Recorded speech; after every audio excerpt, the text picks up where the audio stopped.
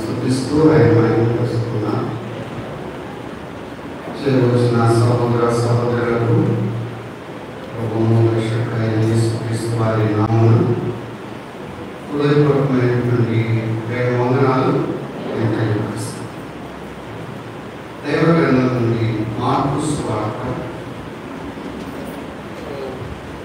14వ అధ్యాయం 37వ వచనం నుండి 40వ వచనం చూద్దాం. మార్కు సువార్త 14వ అధ్యాయం 37 నుండి ఆయన వచ్చి వారిని నిద్రించుకుంటూ, సీమోను, నీవు నిద్రించుతున్నావా? ఒక గడియను నిలుపుకొని ఉండలేవా? మీరు శోధనలో ప్రవేశించుతున్నట్టు మెలకువగా ఉండి ప్రార్థన చేయండి. ఆత్మసిద్ధమే కానీ శరీరం బలహీనమని పేదలతో చెప్పి తిరిగిపోయి ఇంతకుముందు పలికిన మాటనే పలుకుతూ ప్రార్థించింది. ఆయన తిరిగి వచ్చి చూడగా వారు నిద్రించుతుంది. అయినగా వారి కన్నులు భారంగా ఉండేది. ఆయన ఉత్తరమే మనం వారికి ప్రోత్సాహలేదు.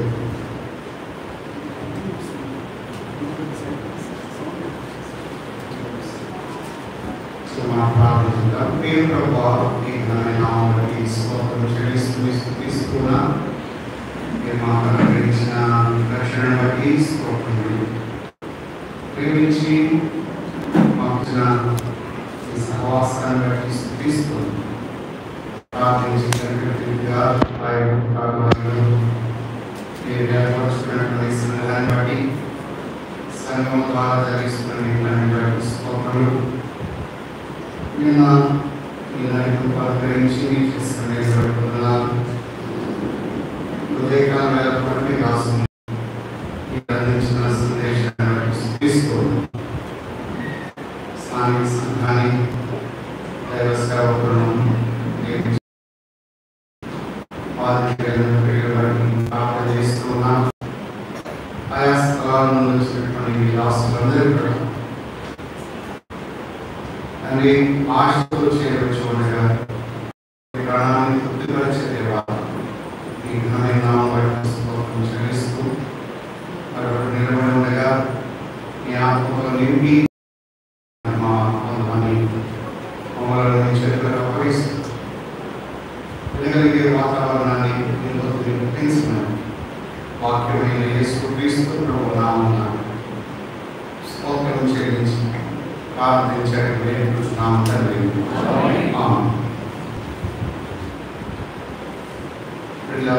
నేను రాలేకపోయాను, దానికి క్షమించండి. వాస్తవంగా స్థానిక సంఘంలో ఉన్నటువంటి సహోదరి మేయర్ గారు వారి ప్రభువులను నిద్రించడం ఒక అరగంటలోనే వారి ప్రభు పిలుపు వెళ్ళిపోయారు. ఆ కార్యక్రమం నేను ముగించుకొని రావడాన్ని బట్టి నేను రాలేకపోయాను. మనకు ముందుగానే తెలియపరచడం జరిగింది. అయితే మా బావగారు వెళ్ళిపోయింది.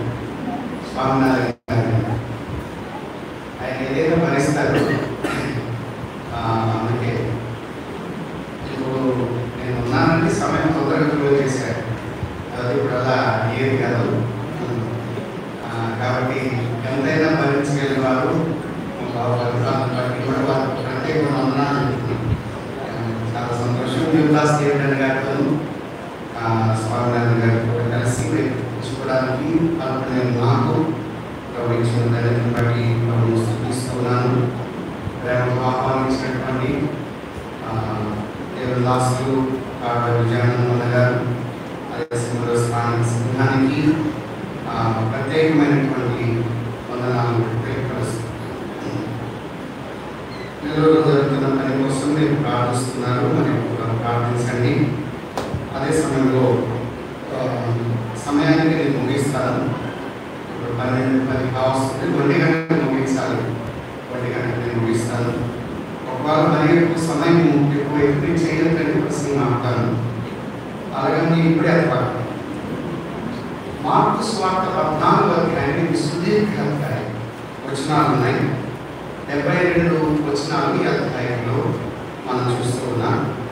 యేసుక్రీస్తు ప్రభువారు చివరి పస్కా అయిన తర్వాత ఆయన శిలువకు అప్పగించబడినటువంటి విధానం కనబడుతున్నది. చివరిసారిగా గెత్సెమనే స్థలానికి వెళ్ళి ఒలివల కొండకు వెళ్ళి ఆయన ప్రార్థించిన అనుభవం మనం చూస్తున్నాం. యేసుక్రీస్తు ప్రభువారు ఆ చివరి దినాల్లో గడిపిన విధానం మనం ఎక్కువగా గమనిస్తూ ఉన్నాం. మార్కు ప్రభు అయినటువంటి యేసుక్రీస్తు వారిని ఒక పరిచారకుడు అని ఆయన పనిని ఆయన పరిచయను ఎక్కువగా సూచిస్తూ మార్కు సువార్త రాయడం జరిగింది. అందుకే మార్కు సువార్తలో యేసుక్రీస్తు ప్రభు వారు ఒక పరిచారకుడుగా కనబడుతున్నాడు.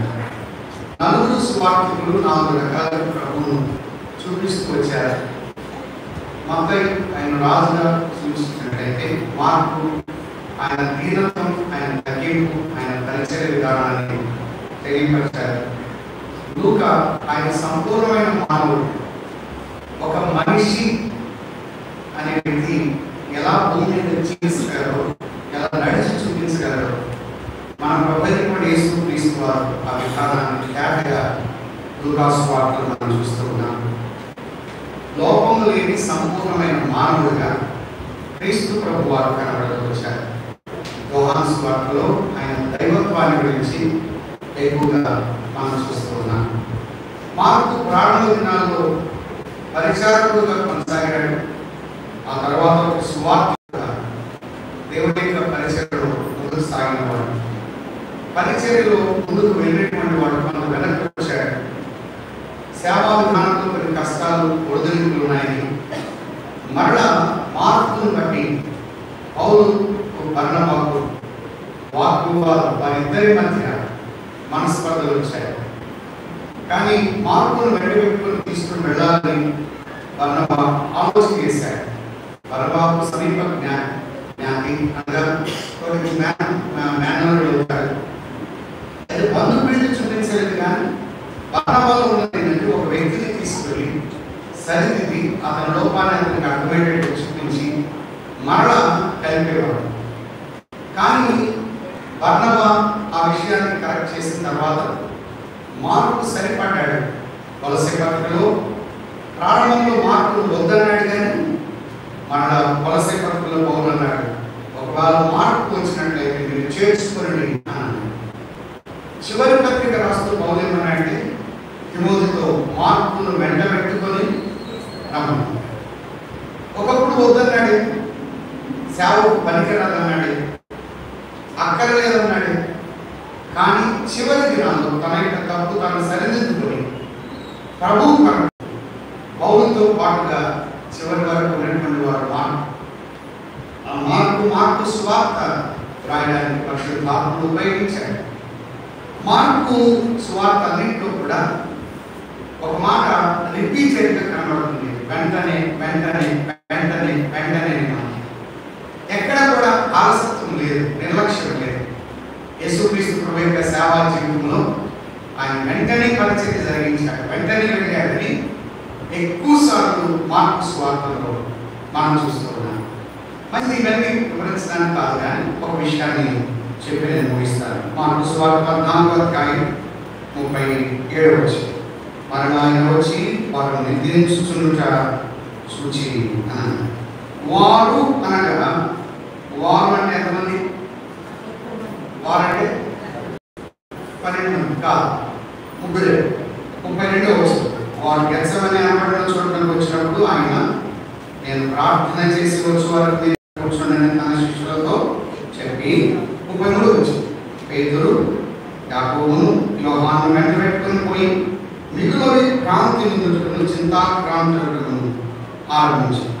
అప్పుడు ఆయన, నా ప్రాణం మరణమునంతగా దుఃఖంలో మునిగి ఉన్నది, మీరు ఇక్కడ ఉండి మెలకువగా ఉండడానికి వారు చెప్పి 19 రోజులు సాగిపోయి నేల మీద పడి సాధ్యమైతే ఆ గడియ తన యుద్ధ నుండి తొలగిపోవాలని ప్రార్థించు వచ్చారు.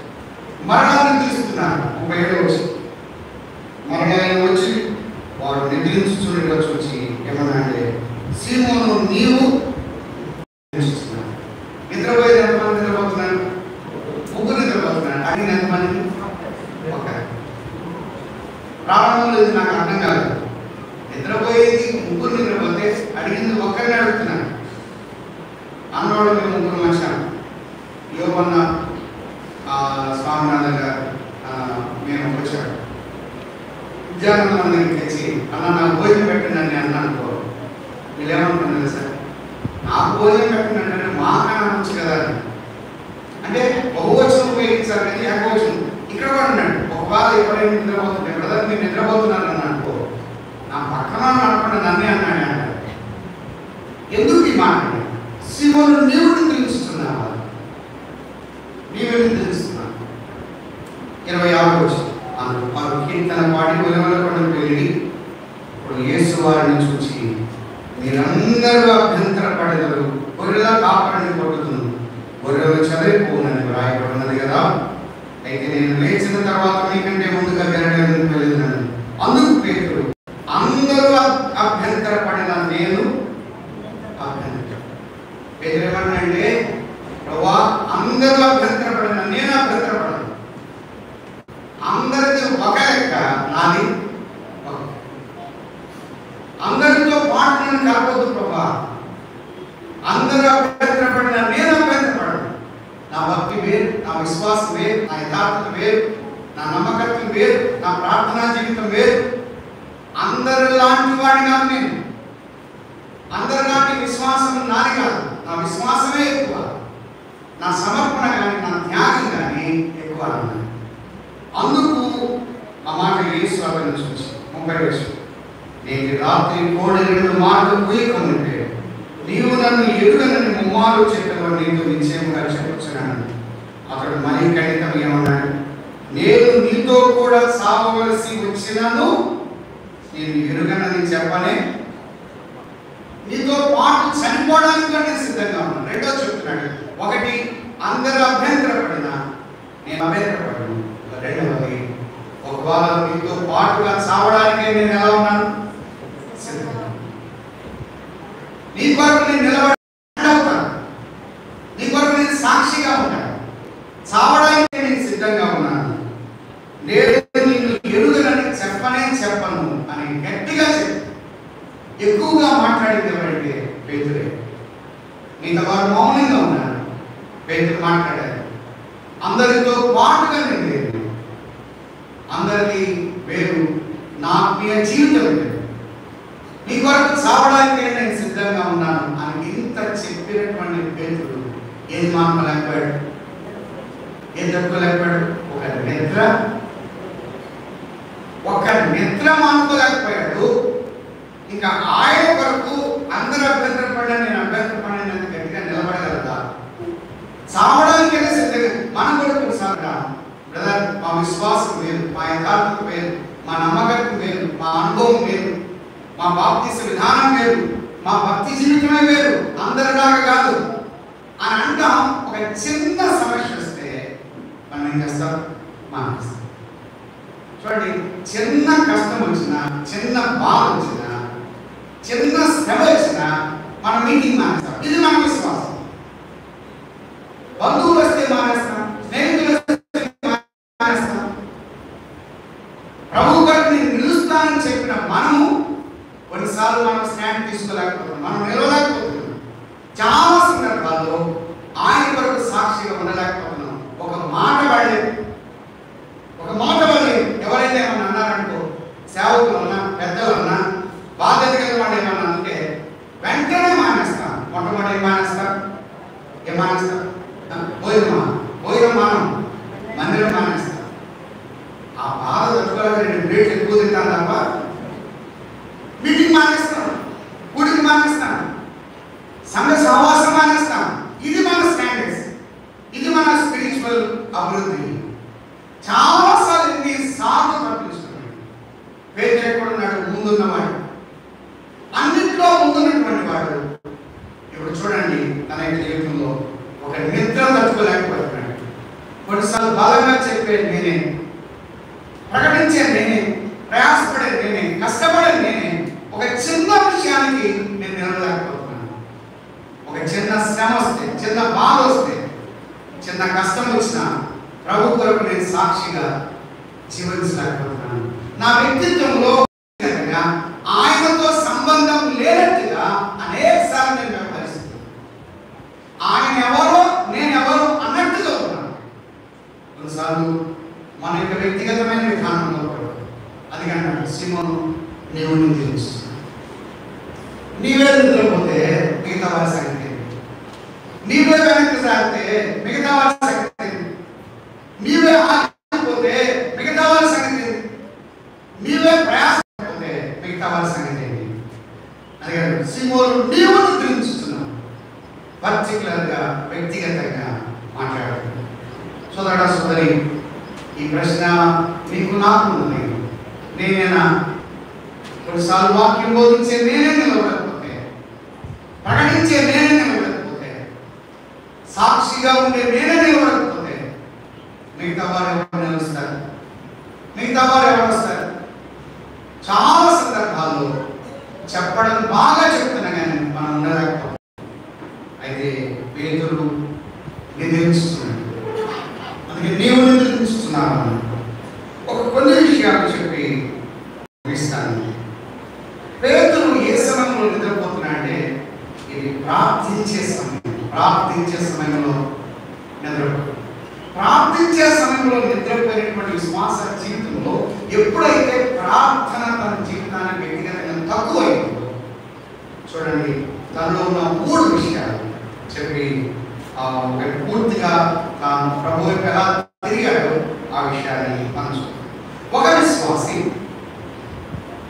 దేనికైనా దగ్గరయ్యాడంటే ఖచ్చితంగా ఏదో దానికి దూరం అవుతాడు. అంటే ఇలా చెప్తున్నాం, ప్రభువుకు దగ్గరైతే మిగతా విషయాలకు దూరం అవుతాం, మిగతా విషయాలకు దగ్గరైతే ప్రభువుకు ఆటోమేటిక్ ఏమవుతాం?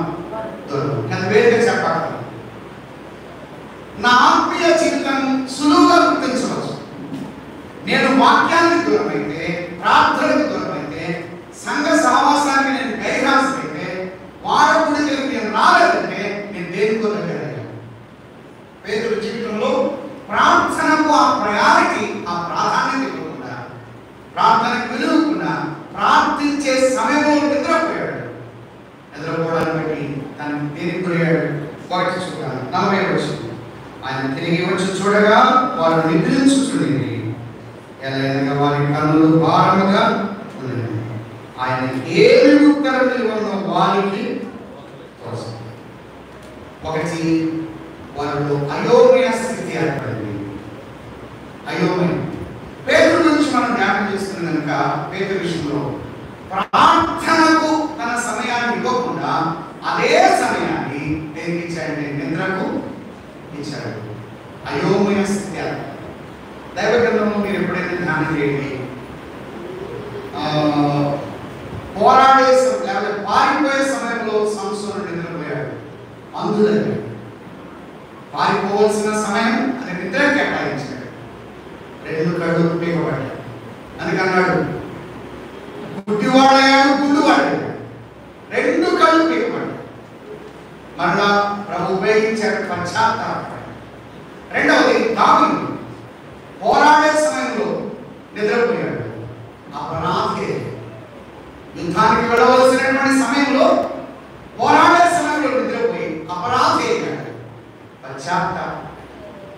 మూడవది యోన ప్రకటించే సమయంలో నిద్రపోయాడు. అందరి ముందు అవమానాన్ని ఎదుర్కొన్నాడు. ఓరి నిద్రపోతా అని ప్రకటించే సమయాన్ని నిద్రకు కేటాయించాడు. అవమానాన్ని ఎదుర్కొన్నాడు. 4వ వ్యక్తి 5 పఠించే సమయంలో నిద్రపోయాడు. ప్రమాదానికి తిరిగి ప్రభు ఈ 4 కన్నా ఉపయోగించాడు. లేదా పేతురు విషయం కూడా చూస్తాం. ఒకటి సంసోను, అది మారిపోయే సమయం, నిద్రపోయాడు. ఏమయ్యాడు? అంధుడయ్యాడు. గుండువాడయ్యాడు, గుడ్డివాడు అయ్యాడు.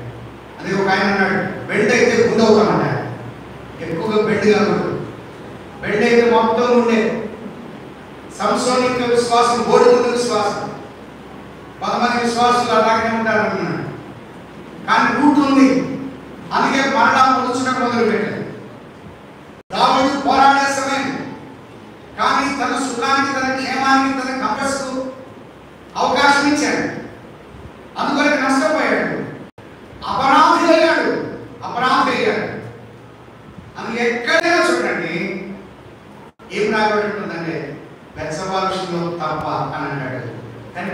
పరిశుద్ధాత్ముడు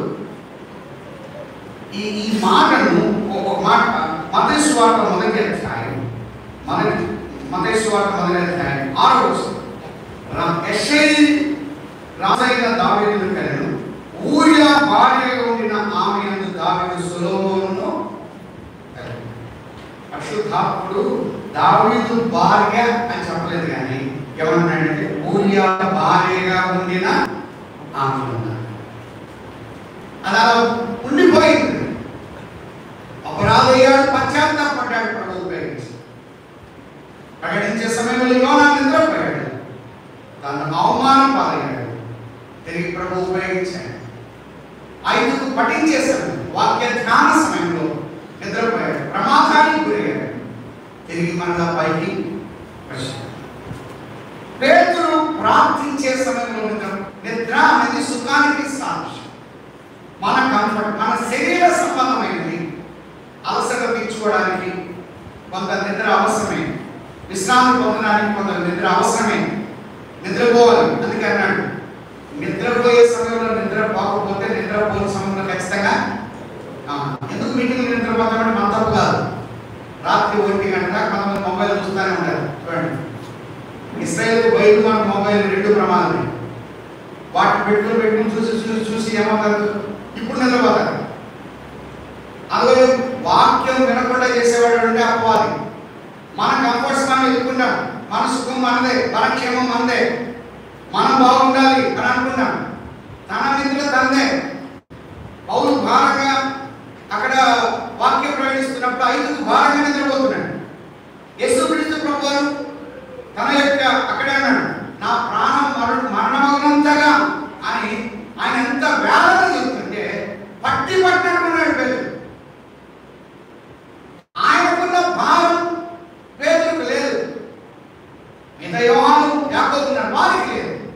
కొంతమంది చూడండి, సంఘంలో ఇటువంటి వారు ఉంటారు. కొంతమంది భారంగా కన్నీరు గారుస్తారు, వ్యాధులు చెబుతూ ఉంటారు, బాధపడుతుంటారు, కష్టపడుతుంటారు. కొంతమంది అదే పడదు. ప్రకటించుకుంటావా ప్రకటించు, చెప్పుకుంటావా చెప్పుకో, ప్రయాసపడతావా ప్రయాసపడు. ఒక్కరే కష్టం, ఒక్కరే శ్రమ, ఒక్కరే బాధ, కొద్దిగా కూడా ఆ పెయిన్ లేదు. కొన్నిసార్లు చూడండి, కొంతమంది ఎంత మంది ప్రయాసపడతా ఉన్నారు, కొంతమందికి ఏది పట్టదు. వారి సుఖం వారిది, వారి పిల్లలు, వారి కుటుంబం, వారి సంగతి, వారి వ్యవహారాలు, వారి విధానాలు, వీటి పట్ల ఉన్న శ్రద్ధ దైవికమైన వాటి పట్ల చాలా సందర్భాల్లో మనం చూపించలేకపోతున్నాం. ఆయన ఎంతగా ప్రార్థన పడుతున్నాడు, చెమట నేల పడుచున్న గొప్ప రక్తబిందు వలె మాట్లాడుతుంటే ఇది నిద్రపోయే సమయమా, ఇది సుఖపడే సమయమా, వారి యొక్క సుఖం వారి క్షేమం చూసే సమయమా? కొన్నిసార్లు మీటింగ్లో, కొన్నిసార్లు కొంతమంది తలమణులు అవుతూ ఉంటారు, వ్యాధులు చెందుతూ ఉంటారు. కొంతమందికి ఏది పట్టదు, వారికి ఏది పట్టదు. అసలు మీటింగ్లో ఆ తారీఖులో గుర్తుండవు కొంతమందికి. ఎంత విచిత్రంగా పట్టి పట్టనుకున్నాడు. వారి యొక్క క్షేమం, వారి యొక్క సుఖం వారు పేతురు అలా ఉన్నాడు. అలా ఉండడాన్ని బట్టి, ఒకటి నిద్రపోవడాన్ని బట్టి పేతురు మొదటిగా ఆయనకి ఏమి ఉత్తరం ఇవ్వను వారికి తోచలేదు. పేతురు ఎందుకన్నా అంటే పేతురు విషయం మాట్లాడింది అంటే ఆయనకు సమాధానం ఇవ్వడానికి తన దగ్గర ఏమి లేదు, జవాబు. కొన్నిసార్లు చూడండి, బ్రదర్ బైబిల్ స్టడీకి ఎందుకు రాలేదంటే మన దగ్గర ఇవ్వడదు జవాబు. ఆదివారం పెట్టి వచ్చే కూడా ఎందుకు రాలేదంటే జవాబు ఉండదు. There is no answer. ఎందుకు సువార్తకి రాలేదంటే జవాబు ఉండదు. అందుకే అయోమయ స్థితి, ఆయనకి ఏమి ఉత్తరం ఇవ్వను వారికి తోచ. మీరు చూడండి, నిద్రపోయేవాడు లేపండి, నిద్రపోయేవాడు లేపండి. కొన్నిసార్లు అంటారు, నన్ను నీ అంకులు లేపకూడదు అని అంటారు. లేపితే పాపం మామూలు ఉండదు, సైంటిఫిక్. కొంతమంది నిద్రపోయేవాడిని కదిలించకూడదు, వాడు టైం అయిన తర్వాత వాళ్ళే ఎదుగుస్తారంటారు. నిద్రపోయేవాడిని లేపాలంటే కొన్నిసార్లు నెమ్మదిగా చెప్తారు. నిద్రపోయేవాడిని లేపితే వాళ్ళు ఎట్లా ప్రవర్తిస్తారో తెలియదు, అదే రీతిగా సంఘాలు ప్రవర్తిస్తారు. నిద్రపోయేవాడిని కదిలించండి, వాళ్ళు ఏం చేస్తారో తెలియదు, వారికి అయోమయ స్థితి. వారు ఏం మాట్లాడతారో తెలియదు, ఎలా వ్యవహరిస్తారో తెలియదు, ఎలా ప్రవర్తిస్తారో తెలియదు, ఎలా నడుస్తారో తెలియదు, ఏ టైంలో ఎలా ఉంటారో తెలియదు. నిద్రపోయే విధానం అంటే వారి యొక్క సుఖంలో వారి క్షేమంలో ఉన్న వ్యక్తి అలాగే ఉంటాడు. అది తెలిసిన సహోదరుని ఏం బ్రదర్ మందిరానికి రానండి, వారపడుతులు రారంటే అతను చూసి ఏమన్నా అంటే, అన్న నేను తప్ప నీకు ఎప్పుడు దొరకలేదు, నన్నే పట్టుకొని పీడిస్తున్నావు అన్నాడు. తీసుకొని మా ఇంటి ముందు తీసుకోవాలా అన్న. చాలా విషయం ఇప్పుడు మాకంటే ముందు ఉంటారు మందిరంలో. కొన్నిసార్లు వాళ్ళు కలిగించండి, వాళ్ళ రియాక్షన్ ఎట్లా ఉంటుందంటే మామూలుగా ఉండదు. ఇక నిద్రపోయి ఉండదు, తట్టే ఉండదు. నిద్రపోయి ఏం మాట్లాడుతున్నా తెలియదు. పిల్లలు కొన్నిసార్లు ఏబుల్ చెప్తా ఉంటారు, ఎక్కాలు చెప్తా ఉంటారు, ఏబిసి చెప్తా ఉంటారు నిద్రలు. కొంతమంది బెడ్కి ఇంటి మొత్తం సత్తులు పోతా ఉంటారు నిద్రలు, సగం పడి మళ్ళీ వస్తారు లేదు. నిద్రలు పెళ్లి ఎక్కడికి వస్తాయి, చేతులు ఉన్నట్టు ఉంటుంది ఆ నిద్రలు. అంతేకాని గొప్ప సేవకుడు ఆయన లేదు, ప్రభుదేవికి వెళ్ళారు. ఇద్దరు కలిసి ఆంధ్రప్రదేశ్లో మీటింగ్ చేస్తున్నాను, బెడ్రూమ్లో ఉన్నాను. 1 గంట దాటింది, పడుకున్నాను. 11 పడుకున్నాను. 1 గంట దాటింది, ఆయన మధ్యలో వేసి రావా రావా రావా అని పిలుస్తున్నాడు. వెంటనే లేపా, అంకుల్ ఏది లేపామన్నాడు. మీరు నన్ను లేపారు, నేను మిమ్మల్ని లేపాను. ఎవరు పిలుస్తున్నారు? పిలవలేదు. మనం ఇద్దరు తప్ప ఎవరున్నారు ఇందులో? నేను ఇద్దరు మాట్లాడతాను, మా అమ్మాయి చెప్పింది అని. ఆ మాటలు సరే ముందు నాకు చెప్పాలి కదా. కొన్నిసార్లు నడిచిన సందర్భాలు ఉన్నాయి బాబు అన్నాడు. ఊరు కొంతమంది నిద్రలో మాట్లాడతారు. నిద్రలో అదే విధానం సంఘాలు ఉంటాయి. వాళ్ళు నిద్రపోతుంటారు. వాళ్ళకి ఏంటంటే వాళ్ళ సుఖం, వారి క్షేమం, వాళ్ళు ఇవే కావాలి. అయోమయంగా ఉంటారు. వాళ్ళ వల్ల అయోమయమే, వాళ్ళ వల్ల ఏ బెనిఫిట్స్ ఉండవు, ఏ రకమైన ఉపయోగం ఉండదు సంఘానికి, ఏ రకమైన క్షేమం ఉండదు. కొంత ఉపయోగకరంగా ఉండలేకపోతున్నాం, అయోమయం ఉన్నాం. అసలు ఎందుకు వాడుతున్నాం, ఎందుకు వచ్చాం, ఎందుకు రొట్టెలుస్తున్నాం, ఎందుకు ఆరాధిస్తున్నాం? అయోమయ స్థితి. కొన్నిసార్లు అయోమయ స్థితి ఏర్పడింది పేదరిక జీవితంలో. ప్రార్థన ఎప్పుడైతే కొరబడిందో, దేవునితో సంబంధం సహవాసం దూరమైందో, ఆత్మీయమైనటువంటి సహవాస విధానాలు ఎప్పుడైతే కొరబడ్డాయో, అప్పుడు శరీర సంబంధమైన వాటికి ఎక్కువ ప్రయారిటీ ఇచ్చాడు, శరీరానికి ప్రాధాన్యత ఇచ్చాడు, శరీర సుఖానికి ప్రాధాన్యత ఇచ్చి అయోమయ స్థితిలో ఒక విశ్వాసి ఆత్మ సంబంధమైన వాటికి విలువ ఇవ్వకుండా శరీర సంబంధమైన వాటికి విలువ ఇచ్చినట్లయితే, ఆ విశ్వాస యొక్క వైఖరిని బట్టి అతని యొక్క ఆత్మీయమైన స్టాండర్డ్స్ మనం గుర్తించగలం. వేరుగా చెప్పక్కర్లేదు.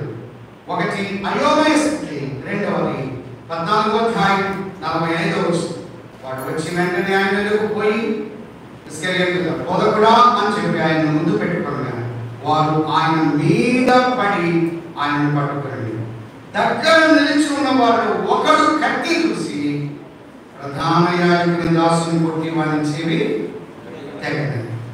ఒకడు కత్తి చూసి అని అన్నాడు. లూకాసు వార్త 22వ అధ్యాయం అక్కడ కొంచెం ఇక్కడ కొంచెం అన్నట్టుగా 50వ వచనం. ఆయన చుట్టూ ఉన్న వారు జరగబోదాన్ని చూసి ప్రభువా కత్తితో నరుకుదుమా అని ఆయనను అడిగాడు. అంతలో వారిలో ఒకడు ప్రధాన యాజకుని దాసుని కొట్టి వాని కుడి చెవి తెగది. యోహాను సువార్త 18వ అధ్యాయం 18వ అధ్యాయం 9వ వచనం. నీవు నాకు అనుగ్రహించిన వారిలో ఒకరిని నేను పోగొట్టుకోలేదని ఆయన చెప్పిన మాట నెరవేరినట్లు ఇలాగ చెప్పాను. సీమోను పేతురు వద్ద కత్తి ఉండినందున అతడు దాన్ని దూసి ప్రధాన యాజకుని దాసుని కొట్టి అతని కుడి చెవి తెగ.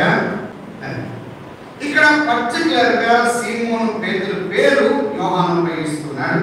లూకాసు వార్తలో వారు అన్నారు, ఆయన పట్టుకోవడానికి వచ్చిన వారితో ప్రభువా కత్తితో నరుకుదుమా అని అనగానే అంతలో వారిలో ఒకడు కత్తి చూశాడు. రెండవది, పేతురు ఎప్పుడైతే ప్రార్థనా జీవితం ప్రభుత్వం ఉన్న సహవాసం దూరమైంది, రెండవది ఆవేశానికి గురయ్యాడు. ఒకటి అయోమయం, రెండవది ఆవేశం. కొంతమంది చూడండి వెంటనే ఆవేశానికి గురవుతారు. ఎమోషనల్. పేతురు మిగతా వారందరూ మౌనంగా ఉన్నాడు. అందరే ఉన్నాడు, తోమా ఉన్నాడు, యోహాను ఉన్నాడు, యాకోబు ఉన్నాడు. కానీ అంతలో వారిలో ఒకడు అన్నాడు, పేతురు యొద్ద కత్తి ఉండినందున కత్తి దూసి ఆ మంత్రి యొక్క చెవి తగిలింది. ఆవేశం. ఒక విశ్వాసి ప్రభువుతో సరైనటువంటి సహవాస సంబంధం లేకపోతే సంఘానికి, ఇతర వ్యక్తులకు ఏదో ఒక రీతిగా డ్యామేజ్ చేస్తాడు, నష్టాన్ని కలిగిస్తాడు.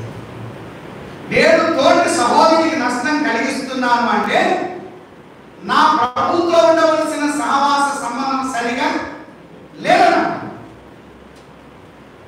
కొంతమంది కుటుంబాలకు నష్టాన్ని కలిగిస్తారు, కొంతమంది సంఘానికి నష్టం కలిగిస్తారు, కొంతమంది సేవకులకు నష్టం కలిగిస్తారు, కొంతమంది పెద్దలకు నష్టం కలిగిస్తారు, కొంతమంది పరిచయం చేసే వారికి నష్టం కలిగిస్తారు. వాళ్ళ ఆవేశం ఎక్కువ, ఏం మాట్లాడతారో తెలియదు, ఎలా వ్యవహరిస్తారో తెలియదు, వారి యొక్క కోపం ఎక్కువ, వారికి ఆక్రోషం ఎక్కువ, ఏదో ఒక రీతిగా డ్యామేజ్ చేస్తారు. ఎందుకంటే ప్రభువుతో ఒక విశ్వాస సరైనటువంటి సంబంధం లేక శరీర లక్షణాలు ఎప్పుడైతే మనలో తగ్గిపోతాయో, వాక్య జ్ఞానం వలన, భక్తి జీవితం వలన, ఆత్మీయతను బట్టి మనలో ఉన్న శరీర విధానాలు ఎప్పుడైతే తగ్గిపోతాయో అప్పుడు ప్రభువుతో మనం ఎప్పుడైతే ప్రభువుకు కొంత దూరం అవుతామో అప్పుడు మనలో ఆవేశం వస్తుంది. కొంతమంది ఎలా పడితే అలా మాట్లాడతారు, ఎలా పడితే అలా జీవిస్తారు, ఎలా పడితే అలా ప్రవర్తిస్తారు. వారు ఏం మాట్లాడుతున్నారో వాళ్ళకి తెలియదు, వారు ఏం చేస్తున్నారో వాళ్ళకి తెలియదు. వారు ఇతరుల గురించి, మన పిల్లల గురించి, యవనస్తుల గురించి, కొన్ని కుటుంబాల గురించి చెడ్డ ప్రాపకాండ చేస్తూ ఉంటారు. నిజంగా దానివల్ల ఆ కుటుంబం అంత డ్యామేజ్ అయింది, వాళ్ళకంత వేదన, ఎంత దుఃఖం కలిగింది. కొన్నిసార్లు వాళ్ళ కుటుంబానికి నష్టం కలిగిస్తున్నాము. సోదర సోదరి, ఇతరులకు, సంఘానికి నష్టం కలిగించడానికి దేవుడు నిన్ను నన్ను అపాయింట్ చేయలేదు, అందుకు నిర్మించలేదు. మనం ఇతరులకు మేలుకరంగా ఉండాలి, ఇతరులకు క్షేమకరంగా. కొంతమంది వెంటనే రోజు చేస్తారు, చూసారు, వెంటనే రోజు చేస్తారు. కొన్నిసార్లు కాని మాటలు మాట్లాడతారు. ఇది ఎంత ప్రమాదకరమైనది.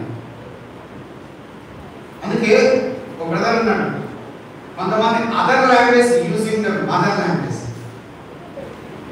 మనం బయట లోకంలో మాట్లాడే పదాలు ఉన్నాయి చూసారు, అవి మన మాతృభాషగా ఉపయోగిస్తారు. నేను ఒక సహోదరు తక్కువ బూత్ మాట్లాడాడు, ఏది బ్రదర్ మీరు అన్నారు ఏంటి అన్న, అన్న నా మాట ఎంత వచ్చింది అన్నాడు. మాట్లాడితే నువ్వు నన్ను అడిగితే కొంతమంది చక్కగా మాట్లాడతారు, కొంతమంది ఇంట్లో పిల్లలు మాట్లాడతారు, సహోదరుని భార్యను మాట్లాడతారు, భర్తను మాట్లాడతారు. ఎందుకు ఆవేశం, ఎందుకు ఆ ఉద్రేకం, ఎందుకు ఇతరులు డ్యామేజ్ చేసేది? కొన్నిసార్లు సిస్టర్ కాని మాట అన్ని బయటకు వెళ్ళిపోతే తను పగలంతా బాధపడాలి ఆ మాట. కొన్నిసార్లు నిష్కారణంగా దూషించేకపోతే మనం బయటకు వెళ్ళిపోతాం, మన కార్యకలాపాల్లో మనం ఉంటాం, తను ఎంత వేదన చేస్తుంది. కొన్నిసార్లు బ్రదర్ ఇష్టం వచ్చినట్టు మాట్లాడితే వాళ్ళంత దుఃఖానికి గురవుతారు. కొన్నిసార్లు విశ్వాసంలో సంఘర్షణని మనం మాట్లాడితే ఇతరులకు డ్యామేజ్ కనుక, నష్టం కలిగించేట్టుగా, హాని కలిగించేట్టుగా, కీడు కలిగించేట్టుగా ఏమి. ఒకటి ప్రార్థనకు సమయం ఇవ్వకపోవడాన్ని బట్టి అయోమయ స్థితి ఏర్పడింది. రెండవది ఆవేశానికి ఇతరులకు నష్టం కలిగించేది ఉండకూడదు. సంఘానికి కానీ, సంఘ కార్యకలాపాలకు కానీ, దైవికమైన విషయాలకు నీవు నేను ఆటంకంగా ఏ నాలుగు అలా ఉన్నాము అంటే, అభ్యంతరంగా ఉన్నామంటే మనము ప్రభుత్వం ఉండవలసిన సమయం గడపలేదు అని కానీ అది రెండవది చెప్పాడు. నేను దాటిపోతున్నాను సమయాన్ని బట్టి. 4వ అధ్యాయం 66వ వచనం. పేతురు ముంగిటి క్రింది భాగంలో ఉండగా ప్రధాన యాజకుడి పనికత్తలో ఒకటి వచ్చి పేతురు తల్లి కాచుకొని చూచాను. అతన్ని నిదానించి చూచి, నీవును నజరేయుడగు ఆ యేసుతో కూడా ఉండిన వాడు కావా అని. అందుకు అతడు, ఆయన ఎవడో నేను లేదు. లూకా సువార్తలో 22వ అధ్యాయం మనం చూద్దాం. 3 సార్లు ఆ మాట అన్నాడు, పొంగుతున్నాడు. 57 అన్నాడు. అందుకు పేతురు, అమ్మాయి నేను అతని ఎరుగను అని అన్నాడు. అది ఒకటి. 58లో ఓయి నేను అన్నాడు. 60లో ఓయి నువ్వు చెప్పింది నాకు. ఈ 3 సార్లు అన్నాడు. ఒకటి, నేను అతని ఎరుగను అంటే యేసు ప్రభు ఎవరు నేను ఎరుగను. రెండవది ఏమంటున్నాడు, ఓయి నేను కాను అంటే యేసు ప్రభుతో ఉన్న వ్యక్తిని నేను కాదు అంటే ఆయనకు నాకు ఏ రకమైన సంబంధం మాట చూడండి. తర్వాత మూడవది అంటున్నాడు, ఓయి నువ్వు చెప్పింది నాకు కొన్నిసార్లు తెలియదు అంటే ఏ గొడవ ఉండదు. అందుకే మనం తెలియదండి. సంఘంలో కూడా కొన్నిసార్లు ఏదైనా అప్పగించాలనుకో ఎత్తి పడేస్తారు. ఎత్తి ఎందుకు పడేస్తారు తెలుసా? మళ్ళా పని అప్పగించమని ఉంటారు. కొంతమంది పని చెప్పాలంటే వాళ్ళ భయం. కొంతమంది ఏదైనా నాకు తెలియదు అంటారు కదా, ఏదైనా ఫ్యాన్ ఏంటి నాకు తెలియదు అంటాడు కదా, ఓడవాడి నాకు తెలియదు అంటాడు, కుర్చీలు ఏంటి నాకు తెలియదు అంటాడు. అది ఏం తెలుసు అంటే తెలియదని సంగతి బాగా తెలుసు, నాకు అనేది తెలియదు. కొంతమంది తెలియదు అంటారు, నాకు తెలియదు అంటారు. అంటే ఎస్కేప్ అవడానికి చూడండి, నాకు ఆయనకి ఏ సంబంధం లేదన్నాడు. అంటే మూడవది తన అబద్ధం ఆడుతున్నాడు. ఒకటి అయోమయ స్థితి, రెండవది ఆవేశం, మూడవది అబద్ధం. ప్రభుత్వ ఒక విశ్వాసి సరైన సమయం గడపకపోతే ఆ విశ్వాసిలో ఉన్న మాటలు వైఖరి విధానాలు అంటే అబద్ధం మాట్లాడు. ఎందుకంటే బైబిల్ స్టడీ కాదు, ఏదో ఒక అబద్ధం మాట్లాడు. చూడండి, గ్రాడ్యువల్గా ఈ పేతుల్లో సంభాషణ, సంబోధన, సహవాసం ఈ 3 చేంజ్ అయ్యాయి. విశ్వాసంలో ఈ 3 చేంజ్ అయ్యాయంటే ప్రభుత్వం సరిగా లేడం. ఒకటి సహవాసం. 14వ అధ్యాయం 54 వచనం, పేతురు ప్రధాన యాజకుని ఇంటి ముందు వరకు దూరం నుండి ఆయన వెంటబడి పండ్రోతులతో కూడా కూర్చున్నాడు. మంటలతో చలి కాల్చుకొనుచు ఉన్నాడు. అంటే తన సహవాసం ముఖ్యమైంది. ఇప్పుడు ఎవరితో కూర్చున్నాడు? పండ్రోతులతో కూడా కూర్చున్నాడు. ఒకప్పుడు ఎవరితో కూర్చున్నాడు? శిష్యులతో కలిసి ఉన్నవాడు. ఇప్పుడు ఎవరితో కూర్చున్నాడు? పండ్రోతులు.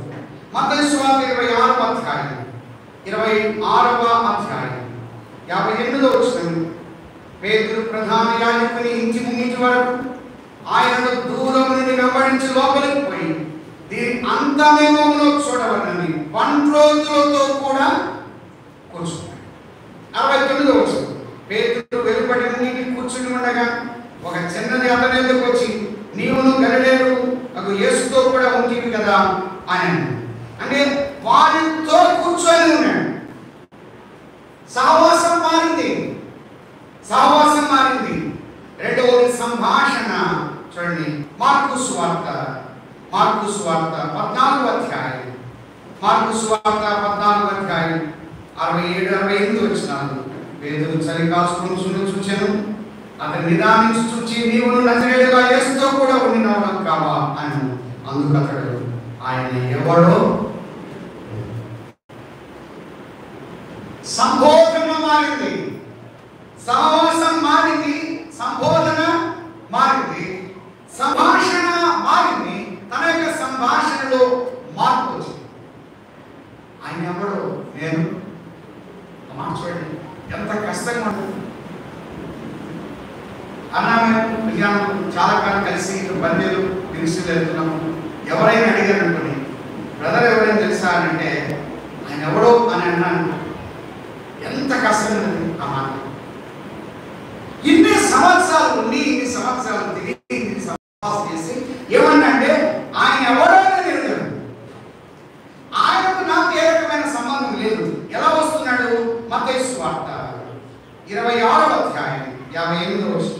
మత్తయి సువార్త 26:58, పేతురు ప్రధాన యాజకుని ఇంటి ముంగిటి వరకు ఆయనను దూరం నుండి వెంబడిస్తున్నాడు. ఒకప్పుడు దగ్గర నుండి వెంబడించిన వాడు ఇప్పుడు ఎలా వెంబడిస్తున్నాడు? దూరం. మార్కు సువార్త 14వ అధ్యాయం 66వ వచనం, పేతురు ముంగిటి క్రింది భాగంలో యాజకుని పరిగెత్తులో ఒకటి వచ్చి అన్నాడు. ఒకప్పుడు ముందు పైభాగంలో ప్రభుత్వం ఉన్నాడు, ఇప్పుడు క్రింది భాగానికి వచ్చాడు. లూకాసు వార్త 22:54 వస్తుంది. లూకాసు వార్త 22:54. వారు ఆయన పట్టి ఈడ్చుకొని పోయి ప్రధాన యాజకుని ఇంటిలోకి తీసుకుని పోయి పేతురు దూరముగా వారి వెనుక, ఒకప్పుడు ముందు ఉన్నాడు, ఇప్పుడు ఎక్కడ ఉన్నాడు? ఒకప్పుడు దగ్గర ఉన్నవాడు, ఇప్పుడు ఎక్కడ ఉన్నాడు? దూరం. ఒకప్పుడు కలిసి ఉన్నవాడు, వాడు వెనుక వస్తాడు. ఒకప్పుడు పైభాగంలో ఉన్నవాడు. ఎంత విచారకరమైన సంగతి. సహవాసం మారింది, సంబోధన మారింది, సంభాషణ మారింది, వైద్యంలో మార్పు వచ్చింది, తన యొక్క సహవాసంలో తేడా వచ్చింది, తన యొక్క ఆలోచనలో తేడా వచ్చింది, తన యొక్క నడవడికలో తేడా వచ్చాయి. కొన్నిసార్లు రాగంలో తేడా వస్తుంది, మన మాటల్లో తేడా వస్తుంది, మన చూపులో మన ప్రవర్తనలో తేడా వస్తుంది. ఆయనతో సంబంధం లేదు అన్నట్టుగా ఆయన వెళ్ళిపోతున్నాడు, ఆయన వెనుక వస్తున్నాడు. అందుకే అన్నాడు, ఆయన దూరం, ఆయన వెంట పోయి దూరం నుండి ఆయనకు నాకు ఏ రకమైన సంబంధం అనేది. సోదర సోదరి, ఉద్యోగులు అలా వ్యవహరించిన సందర్భాలు లేవా? పొలంలో అలా వ్యవహరించిన సందర్భాలు లేవా? నేను ప్రభువును నమ్ముకునే పెట్టాను అని కొన్నిసార్లు చెప్పలేకపోతున్నాను, కొన్నిసార్లు ఉద్యోగంలో చెప్పలేకపోతున్నాం, ఆఫీసులో చెప్పలేకపోతున్నాం, పొలాల్లో చెప్పలేకపోతున్నాం, మనం పనిచేస్తున్న స్థలాల్లో నేను ప్రభువును నమ్ముకున్నాను అన్న సంగతి ఇతరులకు తెలియపరచలేకపోతున్నాం. దూరంగా ఆయన దగ్గర తిన్నాడు, ఆయన దగ్గర ఉన్నాడు, ఆయన దగ్గర పడుకున్నాడు. ఈరోజు ఆయన ఎవరో ఉంటావా? సోదరుడా సోదరి, విశ్వాసం నడిపించిన నిన్ను కొంతమంది రక్షణలోకి నడిపించారు, భక్తిలోకి నడిపించారు, మనల్ని సరి చేశారు, మన విషయంలో శ్రద్ధ వహించారు, మనకు సమయాన్ని కేటాయించారు, ఖర్చు పడ్డారు, కష్టపడ్డారు. ఈ రోజున ఎవరో అని అంటావా? ఎవరో అంటావా? తెలీదా? మరెవరో తెలీదా? నీ కొరకై నా కొరకై కొంతమంది సంఘాల్లో తల్లి శ్రద్ధ తీసుకున్నారు. నీవు నేను రాకపోతే మనం వెంటబడ్డారు, నీవు నేను రాకపోతే మనకు సమయాన్ని వెచ్చించాడు, మనకు సొమ్ము వెచ్చించాడు. ఎంత కష్టపడితే వాళ్ళు ఎవరు అంటామా? ఎంత విచారకరమైన సంగతి. ఈ మాట చూడండి, పేతురు అన్న మాట ఆయన ఎంత కృంగిపోయినాడు. ఎవరైనా ఒక మాట అంటే ఎంత మనం దురు, కానీ సంబంధము లేనట్టుగా వ్యవహరించాడు, సహవాసం లేనట్టుగా వ్యవహరించాడు. నేను ప్రభునామములో బిడ్డను అన్న సంగతి అది తినవాడు కాదు. మూడవది అబద్ధమాడుతున్నాడు.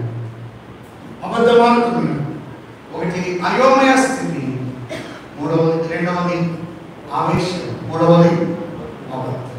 ఒక విశ్వాసి అబద్ధమాడంటే గ్రాడ్యువల్గా, క్రమక్రమంగా దేవుడికి ఏమైపోతున్నాడు? దూరం. ఒక ఉదాహరణ రాజుల 2వ గ్రంథంలో మనము 5వ అధ్యాయంలో మనం చూస్తే నయమాను తీసుకొని వచ్చిన వాటిని విషయమై ఏమనంటే, నయమాను తీసుకొని వచ్చిన వాటిని అన్నీ తెలుసుకున్న నా యజమానుడికి నాకేముంది, నాకు మనసు ఆయనకేం లేదు, మనసు లేదు అని పరిగెత్తుకొని పోయేమైనా తీసుకుంటానని ఇద్దరు వచ్చారు మన్యం నుండి అని చెప్తూ వాళ్లకు వెండి కావాలి, దుస్తులు కావాలి అని అబద్ధమాడు. వెళ్ళి తెచ్చుకున్నాడు, అన్ని ఇంట్లో పెట్టుకున్నాడు. వచ్చి ఎక్కడ నిలబడ్డాడు? ఎలీషా దగ్గర. ఎలీషా అన్నాడు, నువ్వు ఎక్కడికి వెళ్ళావు? గెహాజీ అన్నాడు, ఈ దాసుని నేను ఎచ్చటికి గౌరవం కానీ మర్యాద బాగుంది గెహాజీ దగ్గర. మాటికి దాసుని అంటాడు, దాసుని అంటాడు, ఆయన గౌరవిస్తాడు, బాగా గౌరవిస్తాడు, నా యజమానుడు అని అంటాడు. కానీ తీరు చూస్తే వాళ్ళు సరిపడదు. కొంతమంది కూడా బాగా గౌరవిస్తారు, బాగా పలకరిస్తారు, కానీ మనకి తీరు చూస్తే సరిపడదు. ఏంటి ప్రజల గురించి అంత బాగా గట్టిగా బలంగా చెప్పినోడు వెనక్కి వచ్చేది చెప్తున్నాడు, కోసం మాట్లాడుతున్నాను అనుకుంటాను అని అంటే అప్పుడు ఎలీషా అన్నాడు, రథము తిరిగి నీవు ఆయన వచ్చి ఎదుర్కోవడానికి వచ్చినప్పుడు నా మనసు నీతో కూడా గెహాజీ నీవు మనస్సు సొమ్ము మీద, వెండి మీద, ఆ వస్త్రాల మీద ఉంటే నా మనసు ఎక్కడ ఉంది? నా మనసు నీ మీద ఉందయ్యా, నా మనసు నీ మీద ఉంది. కానీ ఎన్ని ఒక అబద్ధాన్ని కవర్ చేయడానికి మరొక అబద్ధం, మరొక అబద్ధాన్ని కవర్ చేయడానికి మరొక అబద్ధం. ఒక విశ్వాసి ప్రభుతో సహవాస సంబంధాలు కొందరు తెలియపోయాయంటే, దూరమైపోయాయంటే, ఒకటి గుర్తుపెట్టుకుందాం, సంబంధం పోదు కానీ సహవాసం పోతుంది. సంబంధం పోదు కానీ సహవాసం పోతుంది. అయితే దూరం అయిపోతున్నాడు. అందుకన్నాడు గేహజీ, నా మనసు నీ మీద ఉంది, నా మనసు నీ మీద ఉంది. అయ్యో గేహజీ వెళ్ళిపోయాడు, ఆత్మీయుడైన గేహజీ నా దగ్గర ఉన్న గేహజీ వెళ్ళిపోయాడు అని ఎలీషా మనసంతా గేహజీ మీద ఉంది. గేహజీ మనసు సొమ్ము మీద ఉంటే ఆ యొక్క గేహజీ మీద ఎలీషా మనసు. సోదరుడు వస్తుంది, నీ మీద నా మీద ఎంత మంది మనసులు తెలుసా? ఆ బ్రదర్ మీటింగ్ రాలేదు, ఆ బ్రదర్ గుడికి రాలేదు, వారు ఈ గుడిగా కనబడలేదు, వారు కనబడలేదు, వారు రాలేదు. ఎన్నిసార్లు తప్పించారు తల్లిదండ్రులు లాంటి వారు ఉన్నారు. నీ విషయమైన రెస్పాన్సిబిలిటీ బాధ్యత వహించే వారు ఉన్నారు. అలాగైతే మన మీద మనసు కలిగిన వారు ఉన్నారు, మన వెంటబడే వారు ఉన్నారు, మన హక్కులో చేర్చుకున్న వారు ఉన్నారు. నీ కొరకు నా కొరకు సమయాన్ని వెచ్చించి ఇంతగా ఆదరించి పురుగొలకు ప్రోత్సాహం చేస్తే ఈ రోజున ఒక స్థితికి వచ్చినాక వాళ్ళు తక్కువగా మనం ఏనాడు మాట. సంద్రాలలో ఐజాక్ మాస్టర్ గారు ఉండేవారు.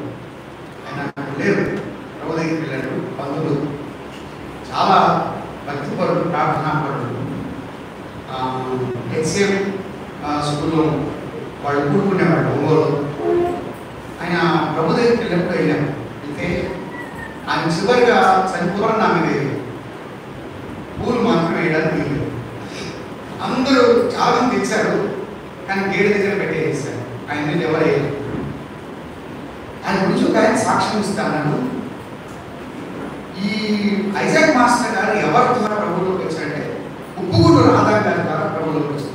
ఉప్పుగూడూరు రాధా గారు 2వ తరగతి చదువుతున్నాడు.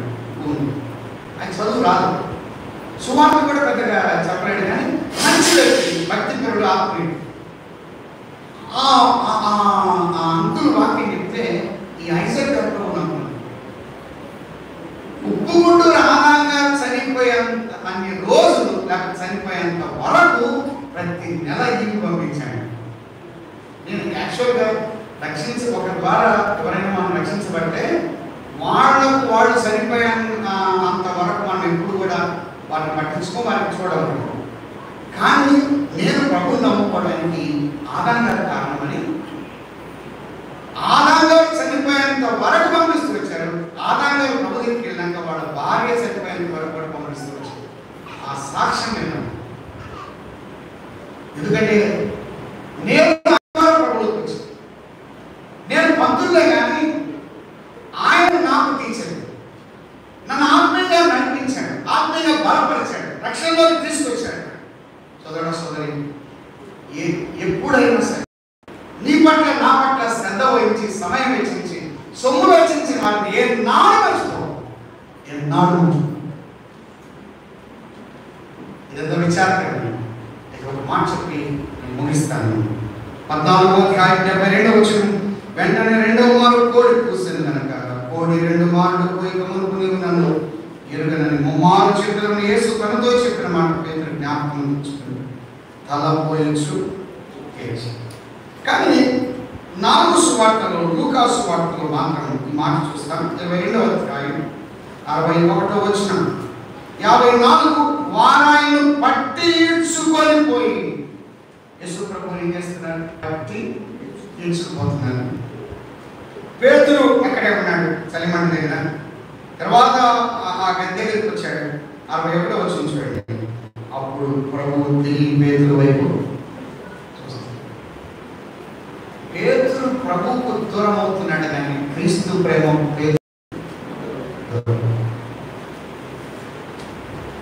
ఈ మాట నన్ను చాలాసార్లు బలపరిచింది. కాబట్టి ఇందాక చెప్పాను, అన్న ఎవరు నాకు తెలియదు, లేకపోతే అన్న నన్ను గురించి, రత్నాకర్ ఎవరు నాకు తెలియదు అంటే నేనేమన్నా తెలుసా, నా లైఫ్లో విజయానందం ఏనాడు. కానీ క్రీస్తు ప్రేమ అటువంటిది కాదు. పేతురు వెంటబడింది. పేతురు వెంటబడింది. పేతురు నువ్వు వెళ్ళిపోతున్నావా? నువ్వు కాదన్నావా? నువ్వు వద్దన్నావా? ఇదిగో నా ప్రేమ. తిరిగి పేతురు వైపు చూస్తున్నాడు. అంతవరకు మాట్లాడినటువంటి ప్రభు ఇక మాట్లాడాలి ప్రియులారా. చివరి రోజున మాట్లాడే ఆ ప్రేమ మాట్లాడింది, ఆ జాతి మాట్లాడింది, అబద్ధం మాట్లాడింది, ఆ యొక్క వైఖరి మాట్లాడింది. పేతురు కదిలిపోయాడు. పేతురు దూరం అయిపోతున్నా. ప్రభు దూరం చేసుకునేవాడు కదా. నీవు నేను ఎన్నిసార్లు దూరమయ్యా, ప్రార్థనకు దూరమయ్యా, గుడికలకు దూరమయ్యా, సహవాసానికి దూరమయ్యా, సంఘానికి దూరమయ్యా, అన్ని రీతులుగా దూరం చేసుకున్నాం. కానీ క్రీస్తు ప్రేమ దూరం చేసుకునేది కాదే. ఆ ప్రేమ వెంటబడింది. ఆ ప్రేమ పేతురుని కదిలించింది. పేతురు ఆగిపోయాడు. అవన్నీ జ్ఞాపకం చేయాలి. ఎరుగునంత మన సంగతి జ్ఞాపకం చేస్తాయి కదా. నేనెవరో తెలియదు. నీళ్ళ మీద నడిచి వచ్చినప్పుడు నేనెవరు? పేతురు యొక్క అంతకు జ్వరం వచ్చినప్పుడు ఆయన వెళ్ళాడు. ఆయన ఎవరో తెలియదా? రూపాంతరము కొండ మీద తీసుకెళ్తే ఆయన ఎవరో తెలియదా? ఎంత సావాసం కలిగి ఉంటే ఆయన ఎవరో తెలియదా? కానీ ప్రభు వెంటబడుతున్నాడు. ఆ శ్రమలు, ఆ ఎడవడుతుండగా, అవమానములు, ఆ నిందలు, ఆ అపహాస్యములు, ఆ ఎగతాళిలు నాకెందుకు లేకునేవాడు కాదు. బిజీ షెడ్యూల్లో హాస్పిటల్లో ఉండే కదా, మిమ్మల్ని గుర్తుపట్టలేదు కదా, మిమ్మల్ని చూడలేదు కదా, మిమ్మల్ని పట్టించుకోలేదు కదా అని మనం అంటాం. కానీ ఆయన కొట్టబడు, అవమానించబడుతున్నాడు, నిందించబడుతున్నాడు. కానీ తన ప్రేమ పేతురు మీద ఉంది. పేతురును చూసి ప్రభు తిరిగి పేతురు వైపు, పేతురు సంతాపపడి వెలుపలికి పేతురు విషయంలో ఒక పుస్తకం రాస్తూ చిన్న పిల్లోడు చేసాడు. తన లైఫ్ లో ఎప్పుడు ఏడ్చున్నాడు, అంత ఏడ్చాడు. అయ్యా నీ ప్రేమను కాదన్నానే, నీ జాలిని కాదన్నానే, నీతో ఉండి, నీతో సావాసం చేసి, నీతో తిని, నీతో పడుకొని, నీతో ఉన్నాం నేను నిన్ను కాదన్నాను. ఎంతగా ఏడ్చాడు, ఎంతగా రోధించాడు. ఒక టర్నింగ్ పాయింట్ పేతురు యొక్క జీవితంలో ఒక మార్పు కలిగింది. అందుకే చూడండి, పేతురును ప్రభు అసమానంగా ఉపయోగించాడు.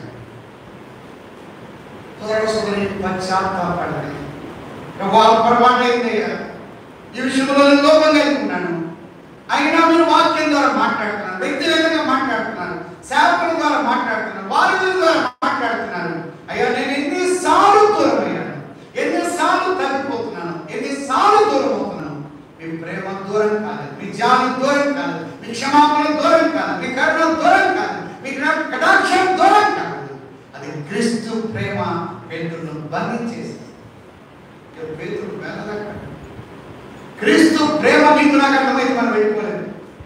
క్రీస్తు ప్రేమ అర్థమైతే, ఆ మాధుర్యం అయితే మనకు అర్థమైతే మనం దూరం కాలేదు. గమనించండి, పేతురును సంఘ పరిచర్యలో ఎక్కువగా ప్రభు ఉపయోగించారు. అనేక మంది రక్షించబడడానికి, ఆత్మల రక్షణ పడతాయి పేతురును ప్రభు ఉపయోగించారు.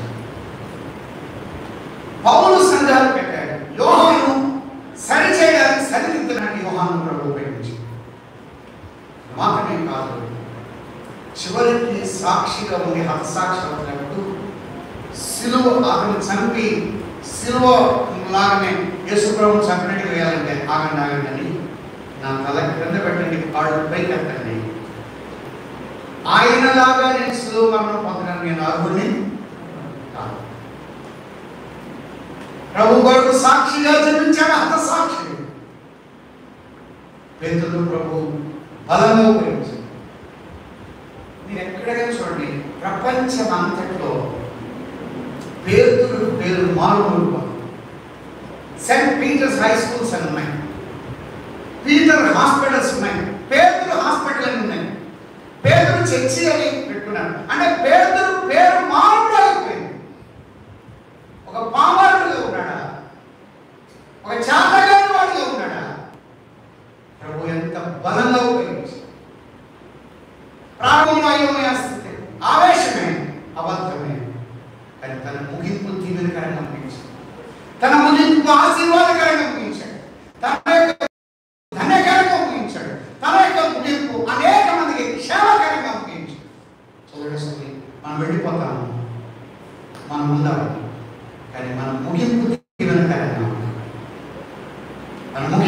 దీవెనకరంగా ధన్యకరంగా ఉండాలి. ఎంత దూరం అయ్యాడు ప్రభువుకు ఏమైన తర్వాత ప్రభువు తిరిగి పేతురు వైపు ప్రభువా మీరు ఇచ్చిన మాటలు బట్టి స్తోత్రములు. ఈ ప్రేమాపారమైనది ఎన్నోసార్లు మీకు దూరం అవుతున్నాను.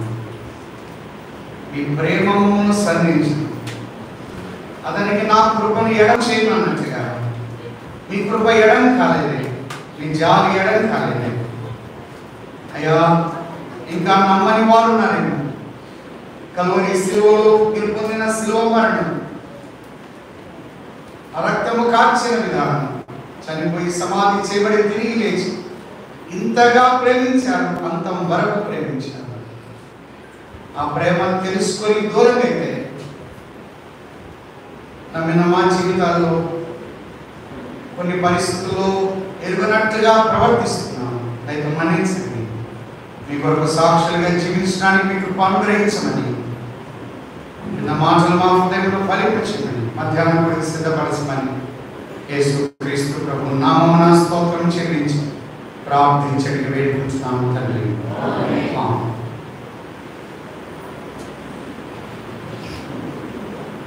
పేతురు జీవితంలో నుండి మరికొన్ని అమూల్యమైన సత్యాలు ప్రభు మాట్లాడటానికి ప్రభు చేసిన సహాయాన్ని బట్టి ప్రభువును స్తుతిస్తున్నాం. ఇలా ముగ్గురు దేవుని దాసులు, ముగ్గురు జీవితాలను మనకు ఆవిష్కరిస్తూ వస్తున్నారు.